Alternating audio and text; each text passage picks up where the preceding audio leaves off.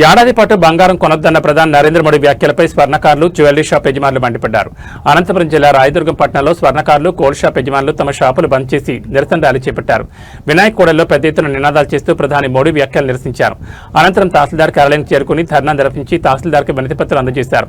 ప్రధాని వ్యాఖ్యలతో దేశవ్యాప్తంగా 3.5 కోట్ల మంది వీధిన పడతారని ఆందోళన వ్యక్తం చేశారు. ఈరోజు రాష్ట్రమంతటా స్వర్ణకారులు వారికి మద్దతుగా వారికి సంఘీభావం తెలుపుతూ జ్యువెలరీ అసోసియేషన్ వారు కూడా ఈరోజు బంద్ పాటించి అందరూ ధర్నా చేసి ఇక్కడికి ఎంఆర్ఓ గారికి వినతి పత్రం ఇవ్వడానికి వచ్చాము. విషయం ఏమంటే ప్రధాని మోదీ గారు చెప్పినటువంటి విషయాన్ని మా స్వర్ణకారులకు కానీ జ్యువెలరీ అసోసియేషన్కి కానీ జ్యువెలరీ వాళ్ళకి కానీ ఈరోజు కొట్టే విధంగా ఉంది ఆయన చెప్పడం మాటలు. అందుకే ఆయన దయచేసి మా మీద దయ ఉంచి ఆ మాటలను వెనక్కి తీసుకుంటే బాగుంటుంది అని ఆలోచన చేసి ఈరోజు అందరూ సంఘీభావం తెలుపుతూ అందరూ బంద్ చేసినాము.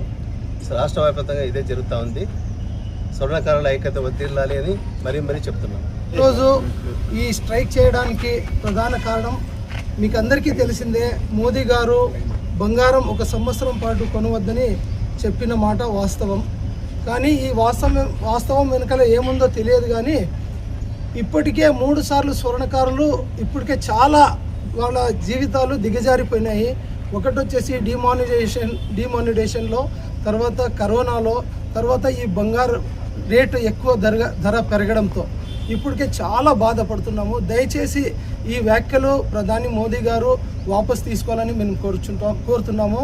తర్వాత మీరు బంగారు కొనవద్దని మీరు ఇప్పుడు చెప్తున్నారు కదా, ఎంతోమంది సంపన్నులు ఒక్కొక్క హారాలు 500 కోట్లు, 200 కోట్లు, 300 కోట్లు వేసుకొని వాళ్ళు ఆరాంగా తిరుగులాడుతూ ఉంటే స్వర్ణకారులకి మీరు పని లేకపోతే ఎవరు చేయాలి? ఇవన్నీ కొంచెం ఆలోచించాలి.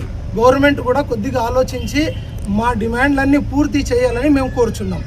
రాష్ట్ర వ్యాప్తంగా స్వర్ణకారుల సమ్మె కారణంగా ఈరోజు రాయదుర్గంలో స్వర్ణకారుల బంద్ నిర్వహించడం అనేది వాళ్ళ మద్దతుగా జ్యువెలరీ అసోసియేషన్ తరఫున స్వర్ణకార సంఘం అందరూ కలిసి ఎంఆర్ఓ గారికి మెమోరాండం జరుగుతుంది. మోడీ చేసిన వ్యాఖ్యలు ఉపసంహరించుకోవాలని వాళ్ళకి కోరడం. దీనివల్ల దేశంలో 3.5 కోట్ల మందికి ఉపాధి కోల్పోతున్నారు.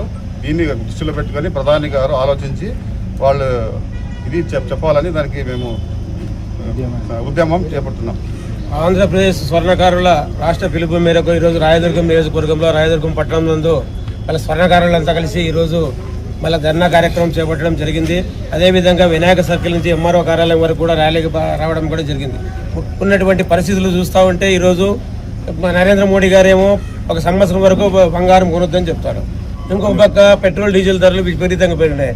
ఈరోజు స్వర్ణకారుల పరిస్థితి ఆలోచన చేస్తూ ఉంటే దాదాపు 1 సంవత్సరం నుంచి కూడా మళ్ళీ వాళ్ళ పరిస్థితులు ఇంతగా మన అరుణ్ గారు అన్నట్టు మన గని అన్నట్టు కరోనాలో కూడా వాళ్ళు చాలా ఇబ్బంది పడ్డారు.